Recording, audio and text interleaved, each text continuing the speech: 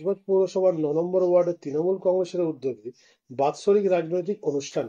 প্রতি বছরের ন্যায় এবছরেও বজবজ পৌরসভার ৯ নম্বর ওয়ার্ডের তৃণমূল কংগ্রেসের উদ্যোগে কৃতি ছাত্রছাত্রীদের সম্বর্ধনা অনুষ্ঠান এবং দুস্থ মানুষদের শীতবস্ত্র বিতরণ অনুষ্ঠান অনুষ্ঠিত হলো বজবজ গভর্নমেন্ট কোয়ার্টার্স মাঠে।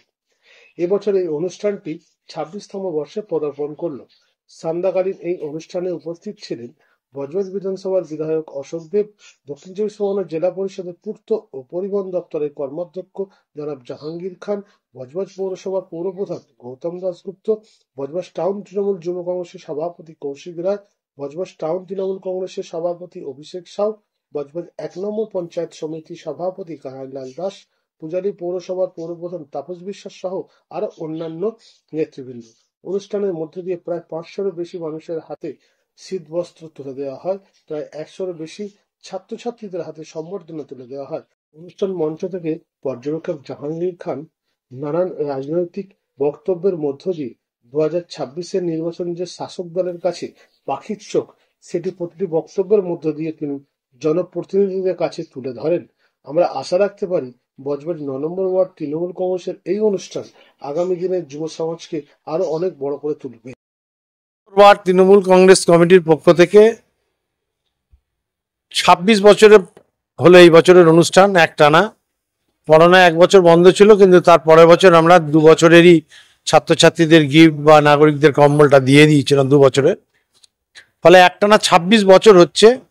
এই ২৬ বছর ব্যাপী আমরা ৯ নম্বর ওয়ার্ডের মাধ্যমিক উচ্চ মাধ্যমিক পরীক্ষায় সসম্মানে উত্তীর্ণ সকল ছাত্রছাত্রীকে সংবর্ধিত করি, পুরস্কৃত করি। ৫০০ নাগরিকদের মধ্যে শীতবস্ত্র বিতরণ করি।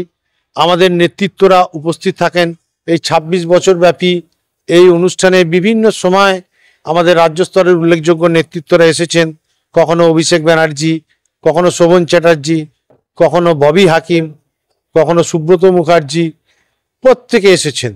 আর আমাদের বিধায়ক অশোক দেব এই ২৬ বছর অনুষ্ঠান হচ্ছে ২৫ বছর এসেছেন, 1 বছর শুধু দিল্লিতে ছিলেন বলে। আমাদের পর্যবেক্ষক জাহাঙ্গীর খান, তিনিও 5 বছর বজবজে এসেছেন, প্রত্যেক বছর আসেন।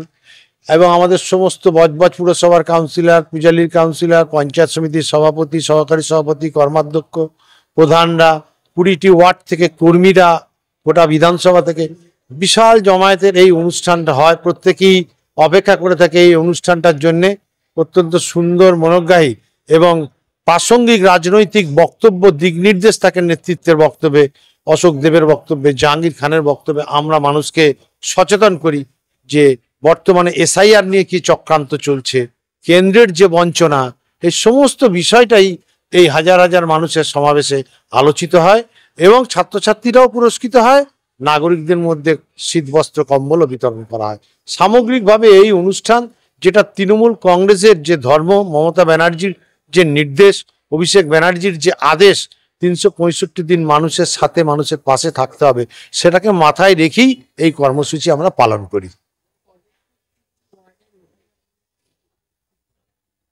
হ্যাঁ, তিনি তার বক্তব্যে ৪-৫টা ওয়ার্ডে SIR এর কাজ ঠিক মতন প্রয়োজন অনুযায়ী হচ্ছে না বলে বলেছেন। সেই সমস্ত কাউন্সিলররা ছিলেন, তারা শুনে নিয়েছেন। কাল থেকে নিশ্চয়ই তারা আরো মনোযোগী হবেন এই ব্যাপারটা যাতে ঠিকঠাকভাবে হয়।